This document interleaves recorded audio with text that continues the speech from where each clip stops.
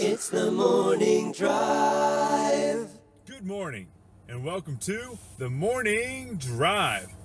I'm your host, Brooks Fiesinger, brooksfiesinger.com and MillionaireWho.com, where we help you stabilize your wallet, secure your future, and succeed in entrepreneurship and finance. I'm here today with my co-host, Hyundai Sonata. All right, things have been wild lately, at least in my life. I don't know how things have been with you. This kind of thing always happens, and it fits in very well with what we talked about a few weeks ago.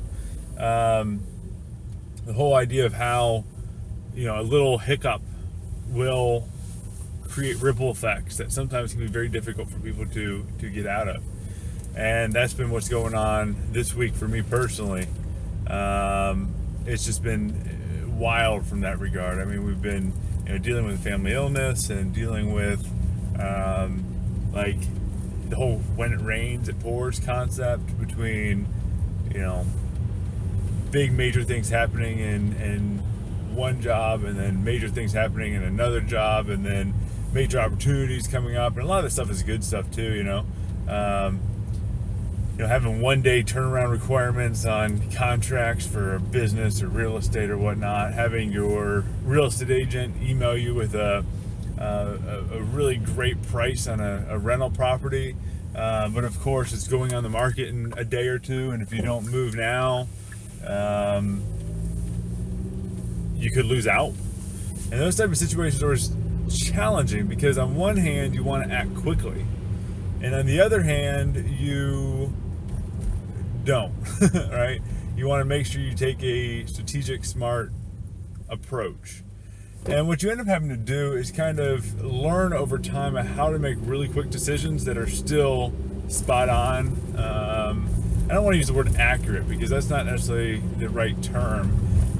It's more of you need to make the right decision for a given amount of information. Sometimes a decision is not to make a decision, but a lot of times the decision is to make a decision.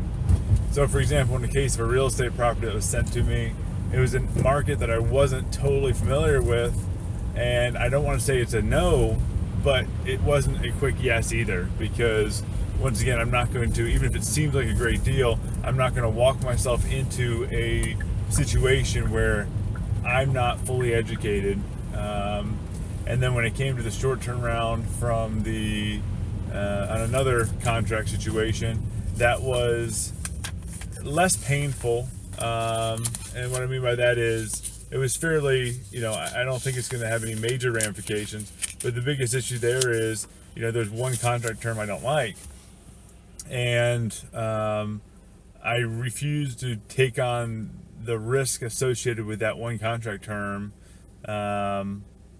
with the short notice. And so therefore, I looked at the ways that you could extend it. In this case, you could extend the contract, and I try to extend the contract by essentially appealing to the parties and sitting there saying, look, I'm not willing to take this risk.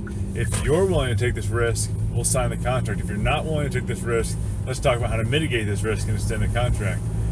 So a lot of times people feel like, you have to act now, and sometimes you do, right? I mean, I've lost some cool opportunities because I was too slow to act, but I've also avoided some bad opportunities because I didn't try to act too quick. And some of the most skilled people that I know are people who can make very intelligent yet very quick decisions. And that's kind of that sweet spot. It takes a lot of practice, You can't do that one day, just get up and say, hey, I can make really quick decisions. You practice on figuring out how to make quick decisions and figure out how to extend things appropriately. And the important thing is when not to extend things. And that's one of the things that plagues a lot of people as well, that I know personally. The whole idea of, people who don't get anything done because they're always, thinking and always planning. And one of the earliest podcasts that I did was on the concept of just doing it. Go out there and just do it. And it seems like what I'm saying right now conflicts with that, but you want to just do it. You want to go do the best thing you can do right now. You want to move towards the goal. But sometimes moving towards the goal means slowing down for just a moment. Other times, however, it doesn't mean slowing down. It means going full charge right now. And it's difficult. I think in many ways it's more of an art than a science. And anytime something's more than an art than a science, that's just difficult to deal with. How do you deal with that? It's a challenge. So I think the big thing to do is just practice. Accept the fact that you're going to lose out on some deals, but then you're going to win some as well. Be prepared and willing and able to act quick, and try to pre-educate yourself as much as possible. Once again, if this real estate deal that we're working with came up in one of the markets that I deal with most frequently, I could make a decision in minutes. But once again, since it's the market I'm not familiar with, it's going to have to take a little longer. Similar thing with the terms, right? You could have a 1 day or 1 hour turnaround on a specific contract, and as long as I understand everything, I don't see a huge issue, I can make that commitment. One of my favorite examples of this is actually back to the car industry. I talk about cars a lot, but the idea with the car industry is that I can actually, pretty much buy any car, literally, right? So you can show me a car and give me a few minutes with it, and I'll tell you how much I'll pay for it, how much it's worth to me, right? And that has led to a massive number of car purchases for me, because if you always know what a car is worth to you of any type, then when one comes around that you'd have to act on quick, you can do so. And I've gotten better at it even as I've aged. For example, a Jeep CJ came on the market and they wanted $200. $200 for a CJ? Heck yes, all right? There's no way you can't move a CJ for $200, even if it's got problems, and it had some problems, but it ran, and if it runs, then once again, I can sell it for more than $200. If I can sell it for more than $200, why wouldn't I buy the thing, right? So I bought it. I bought it within an hour of it being listed. Recently, I bought a truck, and the truck market is insane right now. I can't believe how expensive trucks are. So when I came across this truck that was way underpriced, I looked into it a little bit. At first, I found out I had a check engine light. For a lot of people, a check engine light's a deal breaker. But for me, I went and pulled a code reader out, plugged it in, found out what the code was, found out it was related to a mass airflow sensor, pulled the air filter, realized it had one of those K&N oil filters, and knew real quick that oil from K&N filters sometimes gets on mass airflow sensors, therefore causing sensor failures. So I bought the thing at a huge discount because of the check engine light, cleaned the mass airflow sensor, cleaned the air filter, and now I have a perfectly fine running truck that I paid way under market value for, right? If I would have waited more or longer on any one of those situations, they wouldn't have worked out. They would have failed. And so once again, being educated in advance and understanding those things in advance allows you to make really quick decisions. And it leads people asking me, why do you, how can you take that risk of buying a car without doing more due diligence? And my response is, I do the due diligence. I do it in advance. And the same thing's true about things like, real estate. I've got markets that I really believe in. There's some markets I don't believe in. I have an idea of what I'm willing to pay because I know what I can rent out. I know what I can rehab and stuff like that for properties in certain markets. But you throw a property in a different market at me, and I've got no idea what those situations are, so I can't make that quick decision. The learning lesson from this is, once again, to recognize that you can actually cut back the decision-making time period by simply doing some legwork up front, becoming knowledgeable about the area you're working with and the topic that you're working with. It's amazing how far that will go. Therefore allowing you, once again, to be one of those people that makes really quick decisions. Some people look at me and say, wow, I can't believe that you can agree to buy a property or that you can agree to buy a car in hours. And frankly, I still think that I'm too slow in many cases, and I need to get faster, and I will become faster by practicing. So you got to get out there and you got to just do it, and accept that you'll lose some up front while you try to figure things out and learn. But eventually you can start making really quick decisions, and if you can make quick decisions that are intelligent, you can beat out everybody else to those same opportunities. Now, if you make quick decisions just for quick decision's sake, you can get yourself in trouble. I often think it is better to get yourself into trouble making a quick decision than it is to get yourself into trouble by not making a decision, but you really need to tell the difference. All right, that wasn't even a primary topic today, and yet I managed to spend almost 10 minutes talking about it. So the main two things I want to talk about now are credit, right, and getting approved for credit. I'm really talking about, hey, I got approved to buy a car stereo or to buy a new TV. And then I want to talk a minute about personal branding and why I wear a suit on Friday. Right? So I'm sitting there on one of these forums, and I frequent forums, and I talk about how much I like this Hyundai Sonata. What I found is something interesting about a lot of the other buyers of Hyundai Sonatas. Now, once again, not all of them. I've done the research, and I know that the buyer segments for Hyundai are very diverse. You've got a whole lot of very wealthy people. You've got vice presidents. You've got executives that drive Hyundais. And you have people who really shouldn't be buying a new car who are buying Hyundais. So they really do fall out the full spectrum. So nothing I'm saying here is indicative of a single or assuming that everybody's the same. They're definitely not. But I'm on this Ferrari forum, and a guy posts up, "Hey guys, I just walked into a stereo store and I got approved for $4,000 to build a custom stereo. What should I build?" Okay. Now, I literally laughed out loud. And I laughed out loud because I'm like, seriously, this guy's got to be joking, right? Is this guy a total, is he joking or is he clueless about the world? And once again, I guess he wasn't joking. Then I got deeply disturbed and just reminded me why it's so important for me to be doing what we're doing right now and having these conversations. A bunch of other people jumped on there and said, you could probably get a great stereo for just $1,000 or $2,000. You don't have to spend the full $4,000. Or congratulations. Congratulations? Congratulations, somebody's willing to give you a loan that you're gonna have to pay back. This doesn't make sense, right? Congratulations, you can get ripped off. Congratulations, you can get taken advantage of. Who congratulates somebody for getting screwed over? Who congratulates someone for getting screwed over? That's not a friend. A friend doesn't congratulate you for getting screwed over. Like, hey, I'm so glad your life is ruined. Woohoo! Yeah! Screw you! No, that's not a friend. That's called an enemy, right? So, does this guy have a whole bunch of enemies, or is it a whole bunch of people clueless about how the world works? And that scared the heck out of me because I kind of realized that maybe a bunch of people are clueless about how the world works. So this really bothered me because it's not the first time I've heard it. And I'll tell you another story in a minute. Getting approved for a loan is nothing to be excited about. Now, of course, you might have this slight excitement of getting what you're trying to procure. Like if you get a house loan, you can say, hey, it's great, I'm going to get this house I want. I kind of get that.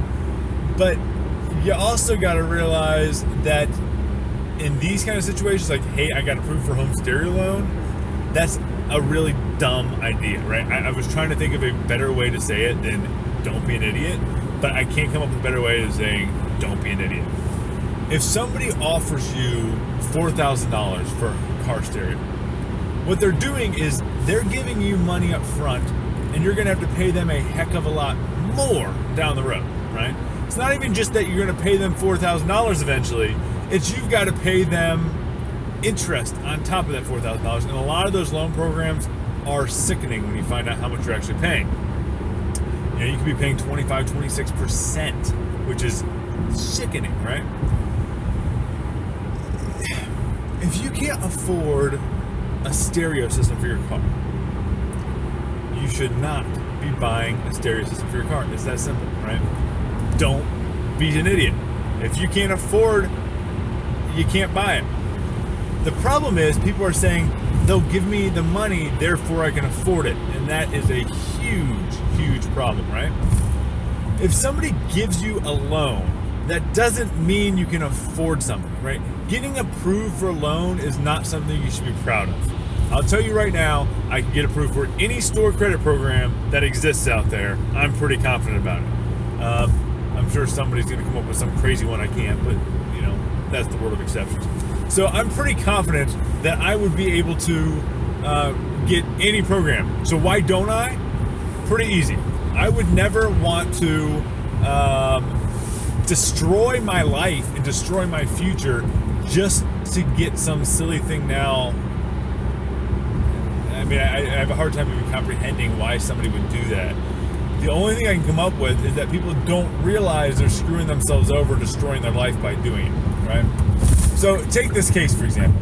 You get $4,000 to buy a new car stereo for your $10,000 car. Why is this a bad idea? First of all, you don't have the $4,000, right? The whole premise of this is you don't have the $4,000.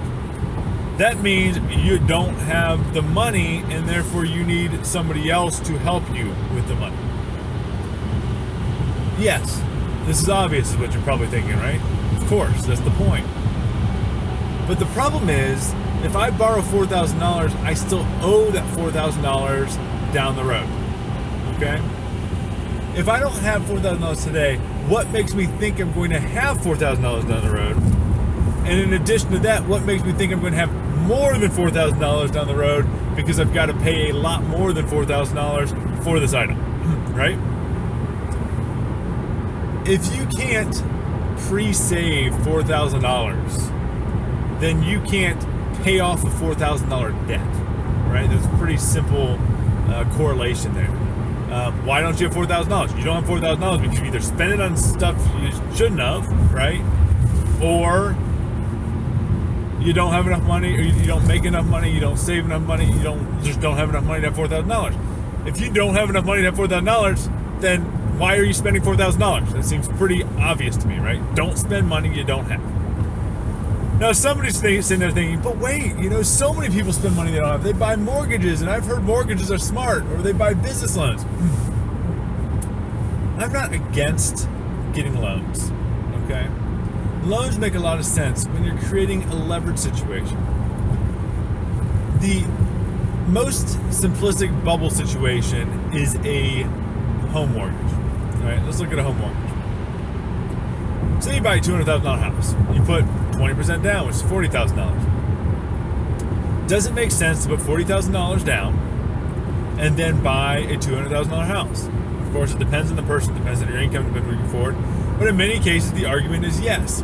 That's because the true cost is actually the value of the property, or the what you pay for the property minus what you sell the property for is the true cost, less what you'd be spending anyway. Let me explain it. So if my payments are $500 a month, but the house that I'm buying is going to be worth $200,000 at the end of the whole loan period, then I have an asset worth $200,000. This goes back to the whole concept of net worth. Because I have an asset $200,000, I can sell that asset for $200,000. Therefore, how much am I really losing? I'm only losing the principal amount. I'm not losing the principal amount. I'm not losing the principal amount. I'm only losing the amount that I'm paying in interest. That interest amount is further reduced because of tax deductions, right? Now, I got to be careful here because some people are like, oh, I'll get the loan because I get to write it off. Writing off on taxes doesn't mean you get all that money back, right? It means you pay less in taxes, which is still nice. But if I have a house loan opportunity, where say, for example, my rate is 1.9% or 2.9%, and all of a sudden I'm going to face paying $300 a month in interest,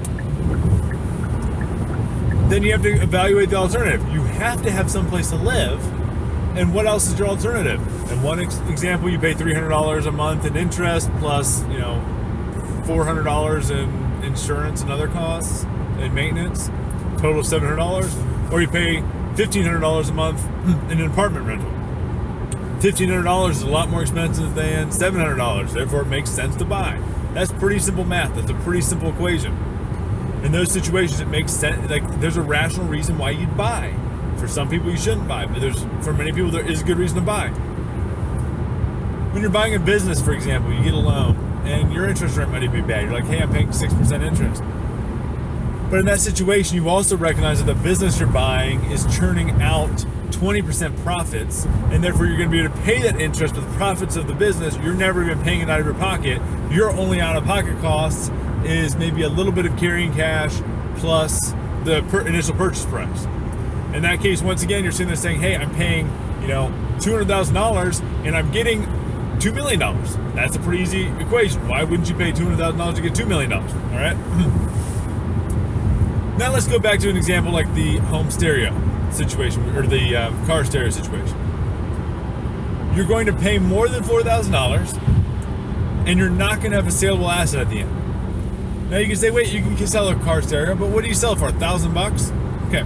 So you're going to lose $3,000 that you don't have. And I don't even know what to say next. There's no upside. Right? For what? I get that you want to have a nice stereo. I get it. Stereos are cool. I've had fun stereos in the past. Maybe you go buy an $80 stereo, and then in a couple of years you buy your $300 stereo, and in a couple of years you buy your $4,000 stereo, right? If stereos are that important to you, then why aren't you saving up your money to go buy your stereos, right? Why don't you go save that money? Why are you trying to borrow from somebody else and screwing over your future just so you can buy a stereo? That doesn't even make sense to me. Can't even qualify that. You can't figure out why anyone would do that. Stereo is not a need. You do not need a stereo. You want a stereo. For wants, you should only spend money on wants that you have. You don't have the money. So why are you buying something you want with money you don't have? All you're doing is stealing from yourself, stealing from your future, stealing from your family, stealing from everybody, right? You're destroying your life, and you might not even realize how much that loan is destroying your life. I was working with a guy and trying to help him create some more financial freedom in his life. And we realized, he was paying like more than $400 a month in late fees and ridiculous costs and stuff like that he shouldn't have been paying, right? Then telling me he didn't have enough money to save. That $400 was the money you should be saving. And if you save that $400, that could become millions later in your life, right? Millions. So once again, don't get a loan for $4,000. Don't encourage your friends. Let's use a little bit of peer pressure for positives. If you find out one of your friends gets approved for a $4,000 loan to go buy stereo equipment, don't congratulate them. No congratulations. Don't say congratulations. Instead say, hey buddy, I like you. You're a friend of mine. And because I like you and because we're friends, let's not do that. Let's be smart with our money, right? Let's use peer pressure for a positive thing and point out to somebody who doesn't realize what they're getting themselves into that they're literally hurting their family, hurting their future, and destroying their life, right? Let's nip that.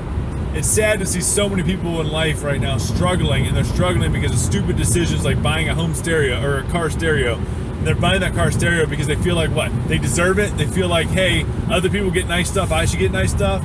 If you want nice stuff, learn to save, right? Go save money and buy it. Go invest and have money work for you instead of working for it, That's how money works, right? Don't ever get a stupid loan for stupid stuff that you don't need for no reason just to make yourself feel better. And certainly don't buy in the congratulations you're approved bull. That's bull. Don't do it. Seriously, it's embarrassing. Now, I was in an elevator a while back and I heard somebody say something similar. And there was a girl there talking to her friend and she said, oh my gosh, I went to buy a new refrigerator at Best Buy and they accidentally gave me more credit than I needed for the refrigerator. So I was like, wow, this is great. I have a spending spree. And so I went and I bought a TV and I bought a toaster and I bought some other things, right? At this point, I'm sitting there thinking, thank goodness I don't know you because I want to punch you in the face. Is that aggressive that I want to punch this girl? No, because she's screwing herself over, right? It's like watching somebody inject themselves with heroin. When you watch somebody inject themselves with heroin, you look at them and sit there and say, what are you doing? You're destroying your life. Why are you destroying your life? You want to help them. You want to reach out. And somebody's going to watch this and say, oh, wait, that hits too close to home. You can't correlate, injecting yourself with heroin with just getting a little loan. Yes, I can, because I think more lives in America are destroyed by stupidity when it comes to money, right? And maybe it's not stupidity. I know some of the other people who are active in this say it's a lack of education. Sure, that's fine. So it's not necessarily stupidity, it's a lack of education. It's the fact that nobody's helping you understand how bad of a decision that is. So yes, I think it's a huge epidemic. I think we have,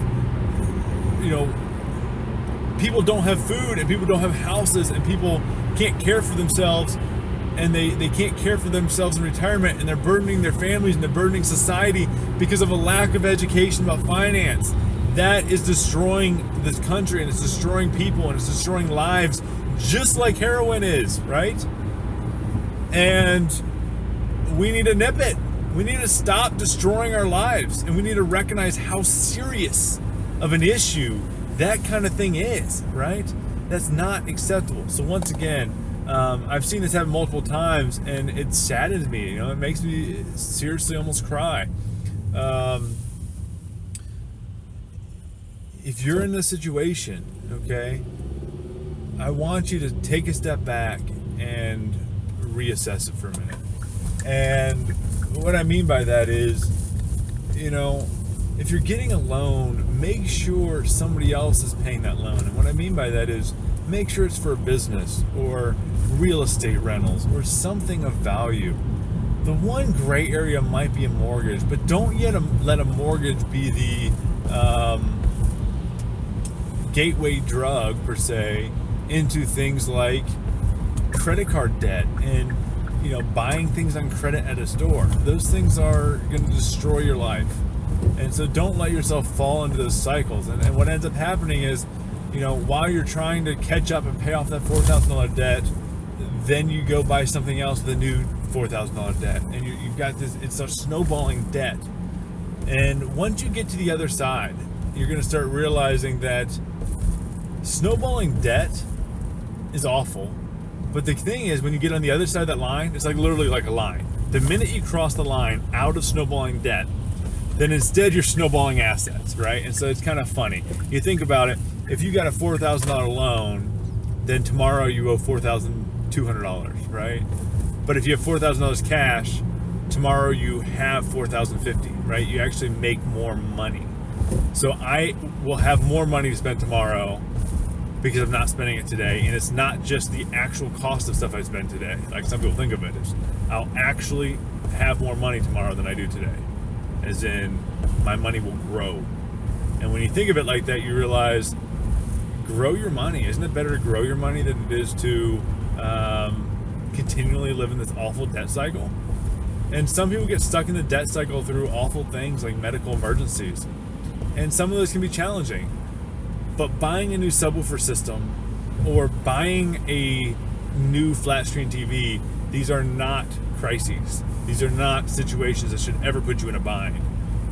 You do not need to have these things. You do not deserve to have those things. You do not, you owe it to yourself not to destroy your life, right? Like a drug addict destroys their life. Don't destroy your life because you don't have any willpower to avoid your short-term want, right? Find a cheaper way to fulfill that want. I could afford a $4,000 stereo, and still I would never spend $4,000 on a stereo, and I'm even an audiophile, right? I could see spending some money, but you don't have to spend $4,000. All right, I appreciate you guys' time today. I hope you took something away from that. I had fully intended to talk about what we were discussing, earlier. I told you guys today we were going to discuss the topic of, personal branding and why I wear suits on Friday. So I hate to leave you hanging on that. But the reason I'm going to leave you hanging on that is because they're important topics that I want to talk about in depth. And we're going to run out of time today because we started talking about some other things early on that I think is also worthwhile and worth discussing. So once again, unfortunately, you're going to have to wait till next week to talk about the personal branding thing and why I wear a suit on Friday. And I do apologize that got carried over. I normally don't do that.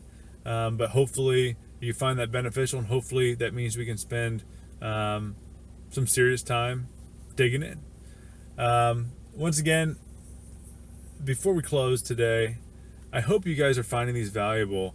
I run into this issue every week where I know some people are watching this. I know a number of people are watching this. I've gotten some general feedback, but nobody's telling me what you like and what you don't. And the reason why that's important is there's a whole spectrum of things we can talk about.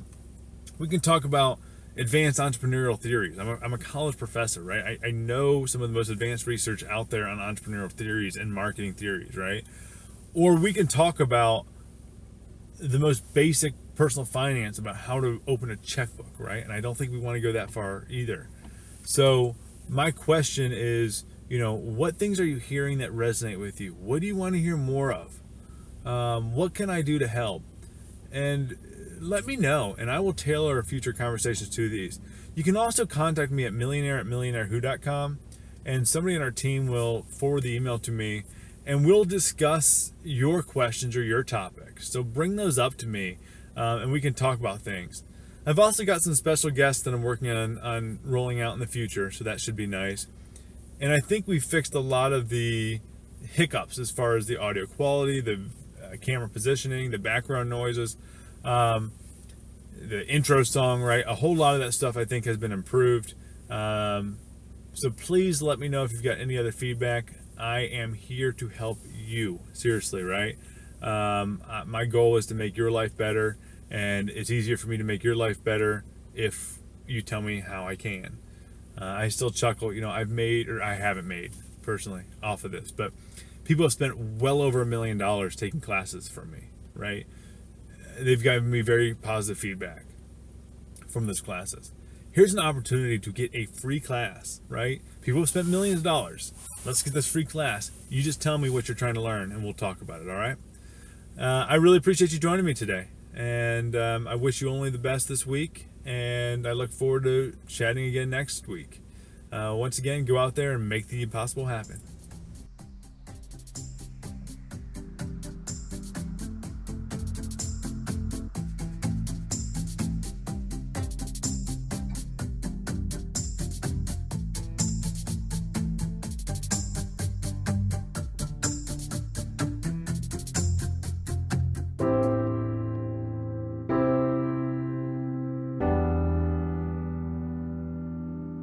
It's the morning drive.